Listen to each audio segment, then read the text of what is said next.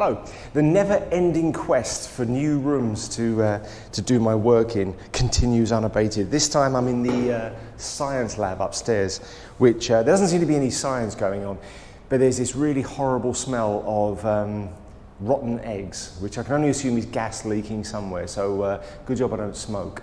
I'm in danger!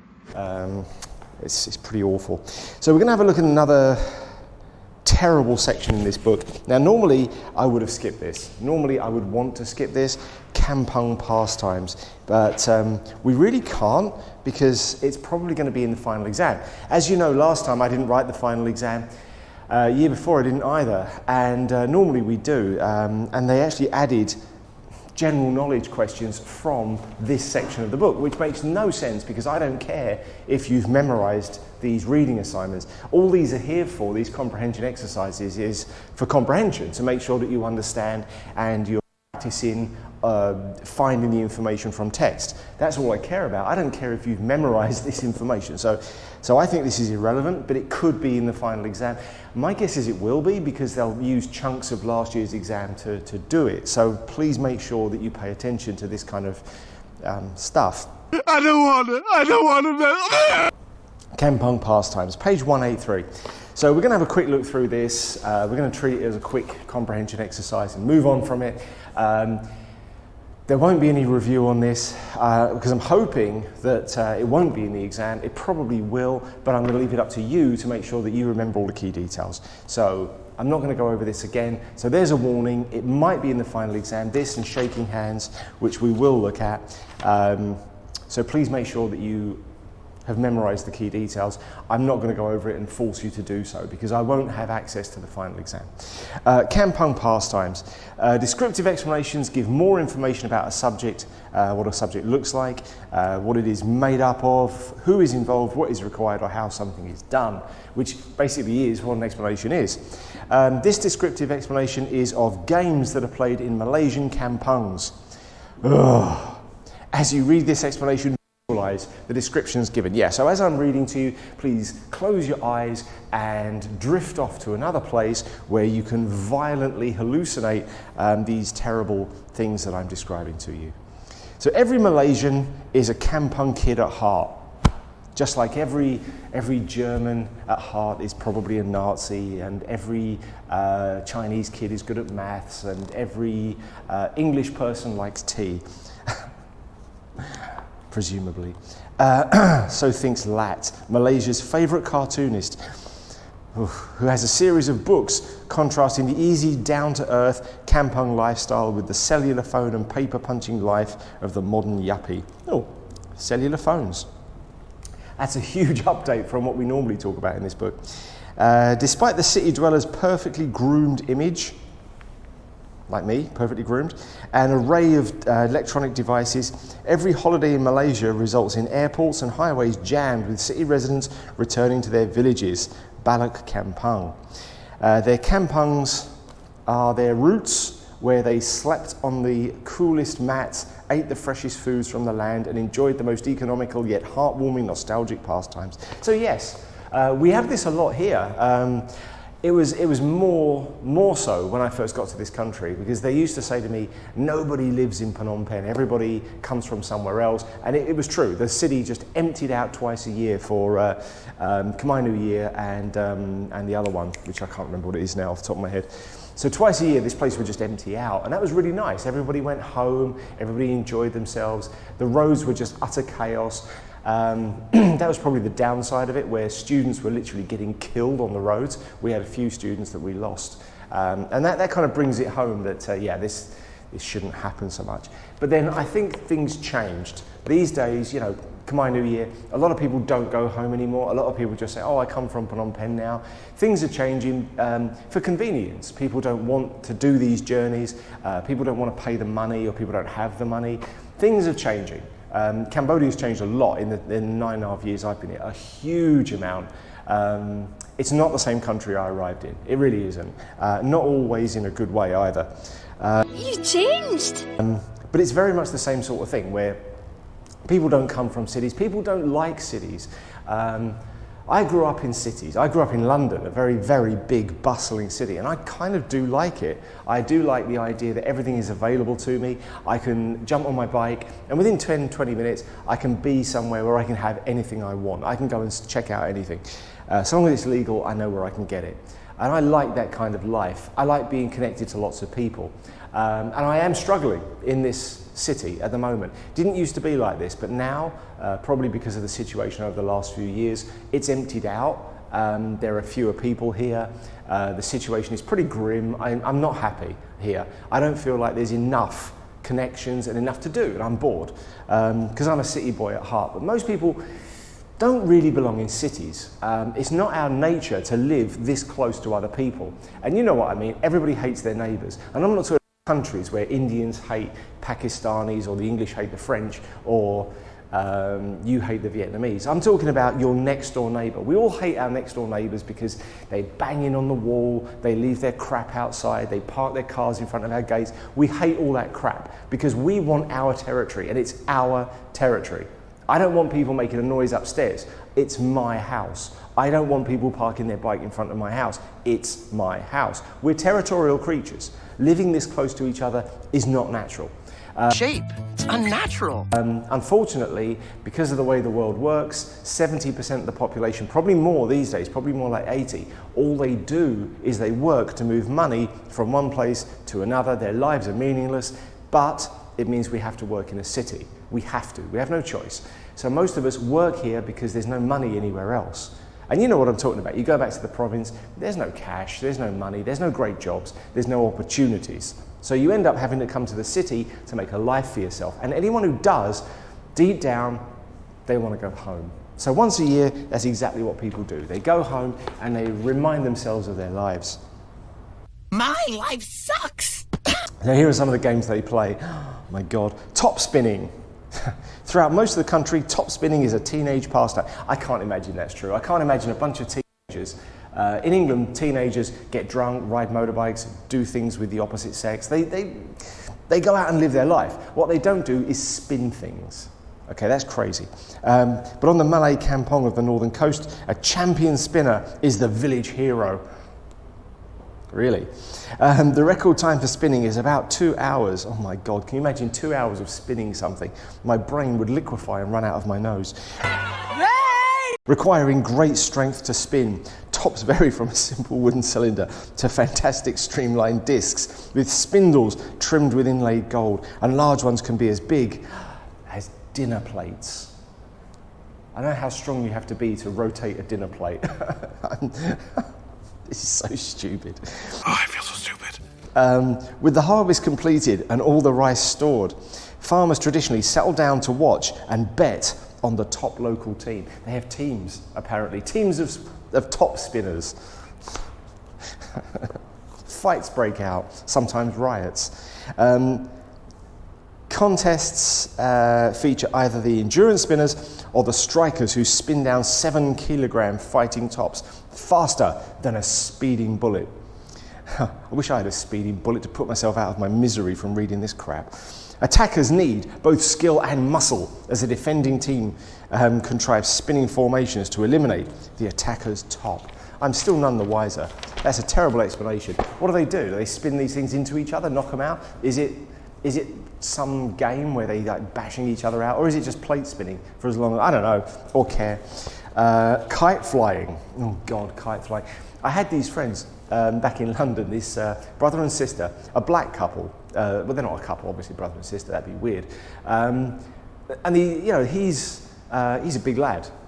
Donk, we used to call him, because he's an idiot. And he named himself Donk, exclamation mark, D-O-N-K, Donk, because that was the sound his head would make if it hit the floor, which is probably what made him like this in the first place. He came into my, I was working in the shop once, selling mobile phones years ago when I was a kid, and he came in, and he said, "Jack, how do I grow a beard?" And I just thought he was joking. So I just went, "Well, there's a switch in the back of your head." And he went, "Oh, I've just realised you were joking, you idiot." And even his sister's just standing there going, "Oh my God." And she said to me, we once told him that jelly comes from jellyfish. And he actually went into a fish shop and said to them, "Is this true? Does jelly come from a jellyfish?" And the guy just looked at him and went, "Get out." Everyone just thought he was, because he was so stupid, bless him. And he's a big lad, he was a big, stocky guy. I can't tell you a really funny story because it involves swear words, but he was a really nice guy, really down to earth. But they look like cool dudes, they look like typical black guy, they dress cool, they hang out, and they're big guys, you wouldn't want to mess with them. And for a hobby, they flew kites. What the hell are you talking about? So they had a pair of like roller skate things, and they flew their kites, and they just got dragged around in a field by their kites. And many times I said, "Donk, you're black, right? You're supposed to do cool stuff. What you're not supposed to do is get dragged around by a kite. And if anyone sees that, they're going to know that you're not cool." And "Oh no, Jack, I'm cool." You're not cool. Wouldn't ride a motorbike either, too scared of them. He didn't like black people either. He actually, we went out for a drink once, and my brother brought one of his friends along, and we were waiting for Donk, and we were in Bexley Heath, and Donk was coming through Catford, which is full of black people. It's quite a violent town, quite dangerous. And Donk emailed us, texted us and said, "I'm on my way, but I'm in Catford, and I'm really scared. God, I hate black people." And my brother sort of read it out and laughed. And his mate, who'd never met Donk, said, "Oh my God, he really doesn't like black people, does he?" He said, "No." He said, "That's unusual for a guy living around Catford. Wait till you see him." So Donk's come walking in, and he's, "Is that your friend who hates black people?" I said, Yeah, he's black. Yeah, he just doesn't like black people. He's scared of them." So yeah, very strange guy, really, really nice guy, but just completely mental. So kite flying, not cool. Another traditional entertainment most popular in Malaysia's northwest states, kite flying, was enjoyed in the 15th century Malaysia. I think it was invented by somebody who tied a bin liner outside and it blew away. No, I'm joking. I don't know where it was invented. I don't care.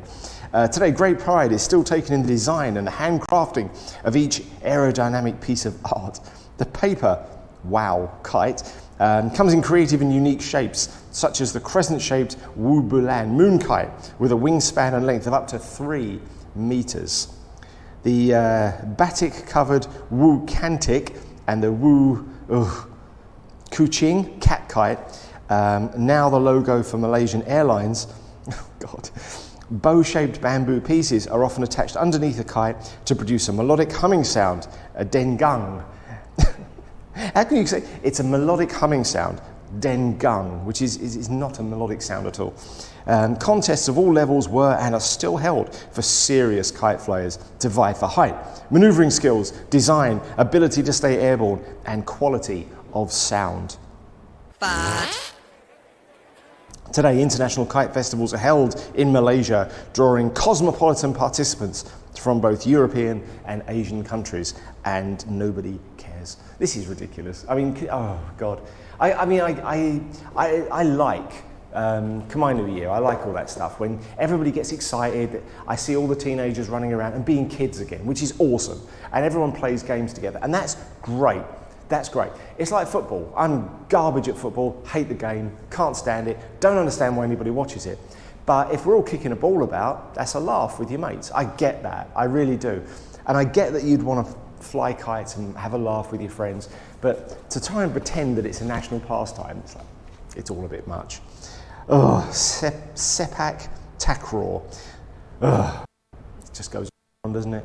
The traditional kampong game has as its focus a ball about the size of a large grapefruit, made of a woven rattan strip and weighing about 170 grams. The aim of the game is to keep the ball in the air as long as possible by passing it from one player to another, using all parts of the feet, thighs, knees, shoulders, or any other part of the body. What? Interesting, except for the forearms and the hands. Scores are given for the number of kicks made before the ball falls. Again, this is a game that kids play in playgrounds. It's not meant to be a national pastime.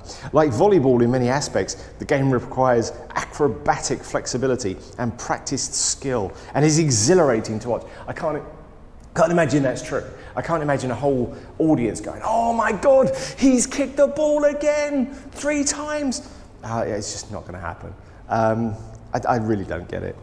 Unless you're gambling on these things, I don't see how they're... These are things that are fun to play, they're not fun to watch. Is it even, for me, even motor racing? Everyone always says to me, oh, you like motorbikes, I bet you love motor racing. No, don't want to watch other people having fun. I like to go and do these things. I don't have any interest in watching other people do them. Concac. It doesn't sound good, does it? The game requires more wits than physical skill. You know that when they say that, this is going to be a game that has been made up by somebody with no wits at all. Comparable to backgammon or checkers, Congac substitute the board and plastic chips with a wooden boat-shaped board and marbles or seeds. The Congac board has 2 rows of holes in which the marbles are placed, and the objective of the game is to have the most marbles to finish. I'm losing my marbles just reading this junk. This is ridiculous. God almighty. Just checking to make sure I still have my brains, they're not running out my nose. Online games. Other games. Sorry, I was skipping ahead there. Marbles. Oh my God. This whole thing is getting worse and worse. Are also a favourite game in itself, especially from Kampong children. However, the best childhood memories come from games provided by nature. The pea-sized red saga seeds from the large saga tree, for example, are used in a game of accuracy, much like marbles. The game of pick-up sticks is played with coconut twigs or satay skewers. Little cloth pyramids are filled with raw rice and expertly flipped and caught in a favourite girls' game of 5 stones. Jesus Christ, this is terrible. Colourful chicken feathers are stuck, oh my God, onto a flat rubber disc, and this capte resembles a shuttlecock, is kept in the air while being nimbly kicked, using only the instep of one's foot. Ugh. Even conker-like rubber seeds are the centre of numerous imaginative Kampong games, which are all still fresh in the minds of almost every Malaysian. Just go ahead and ask. I won't, because I don't care.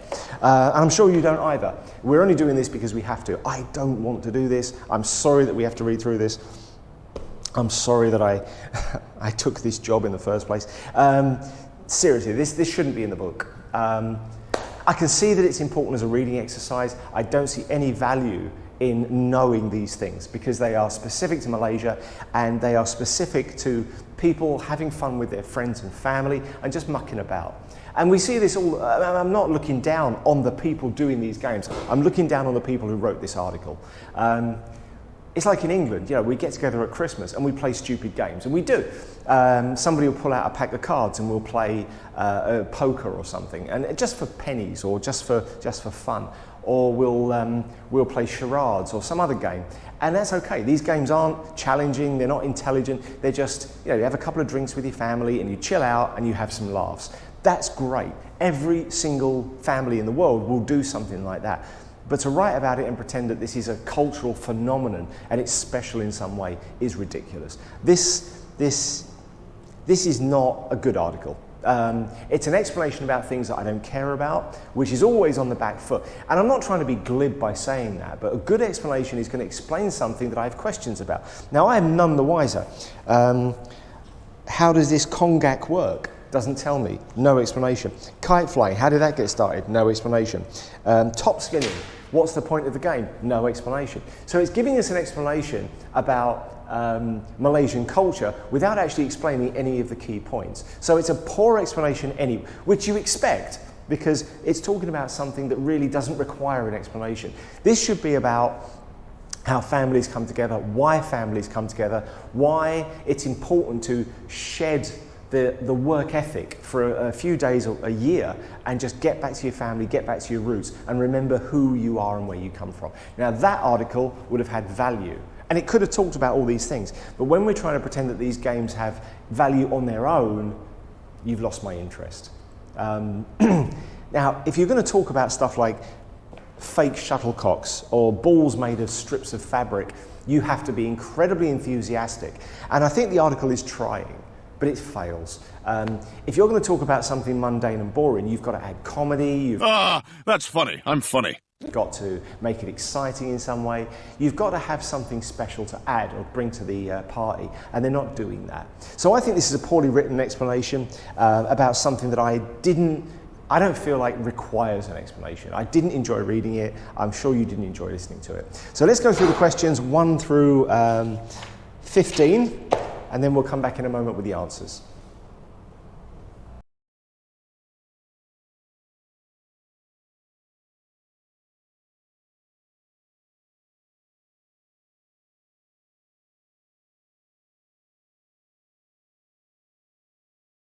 Okay, so giving you some time to do the questions. Let's go through the answers such as they are. Now, bear in mind, you do need to know this stuff. Red saga seeds, for instance, was definitely in last year's exam.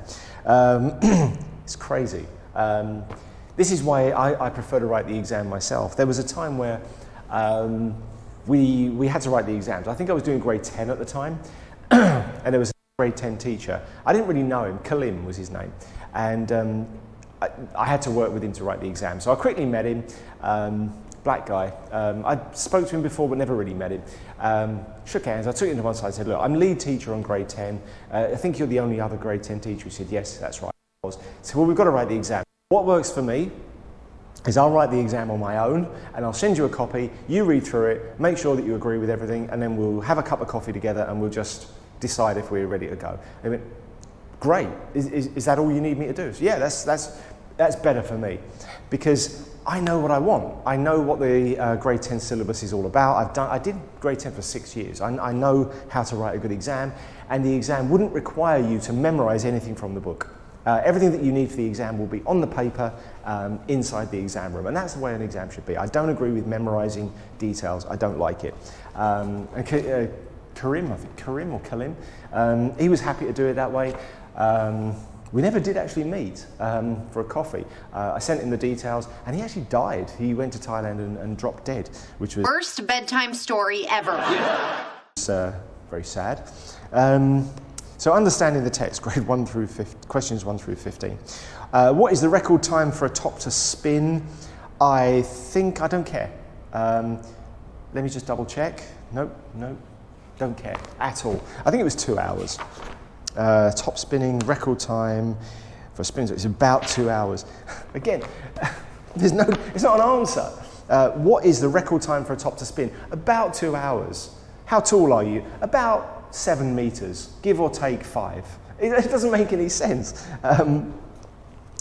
Why might a top spinner need great strength to spin a top? I don't know. I can only assume from reading this that Malaysians are 12 inches tall, because we're talking about a dinner plate size wooden thing, which is not particularly strong or heavy, and I don't really understand what the game is. So they're spinning these things. I don't know if you're supposed to spin it by hand or if they have a rope that you pull. I don't know. So why might they need great strength to spin a top?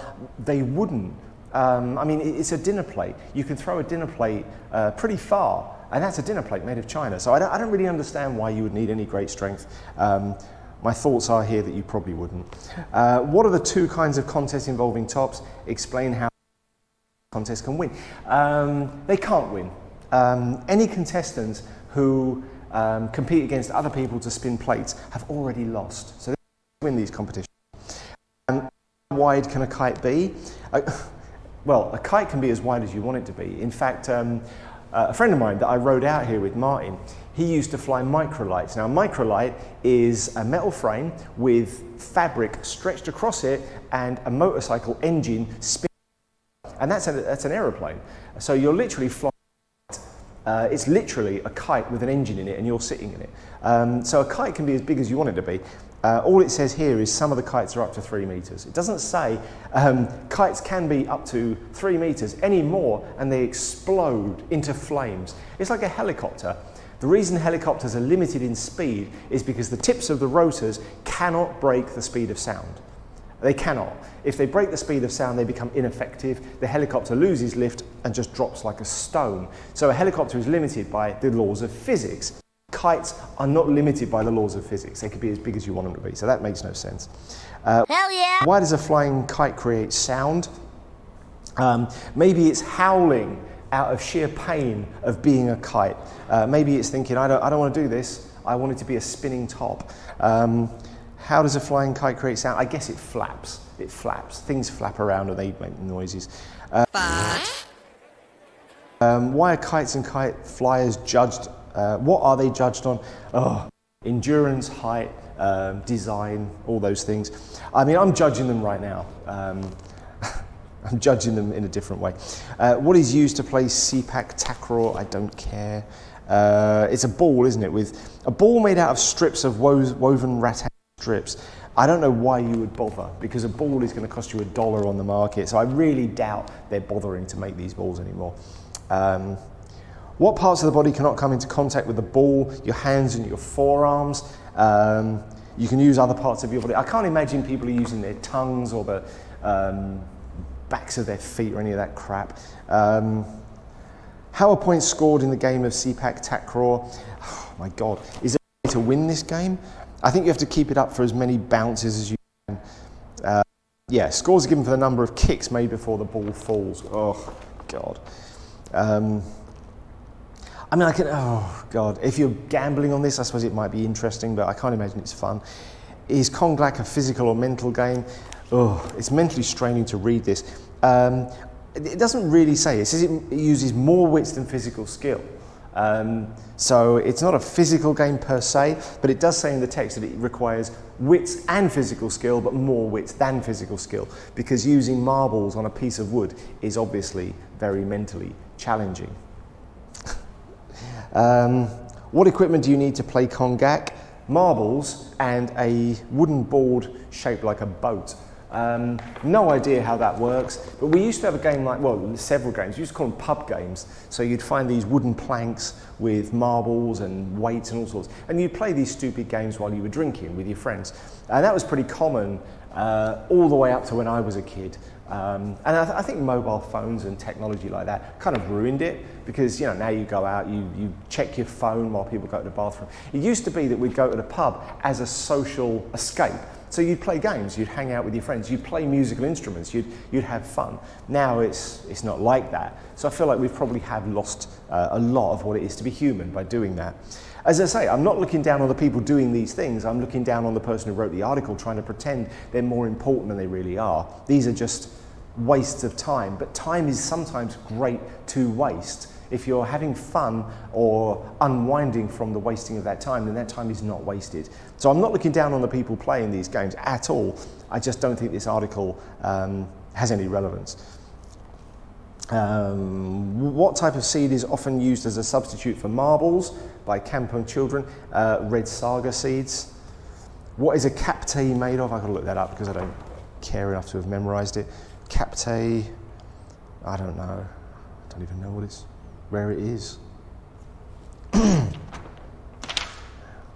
Captay, don't know, don't care, to be honest. Captay, anybody? Oh, flat rubber disc. It's a flat rubber disc with chicken feathers stuck to it. Oh my God, it's a shuttlecock. It's a homemade shuttlecock. What do you think games provided by nature would provide the best childhood memories? I don't think they would. I think that's just a stupid sentence made up by somebody who's trying to make a point.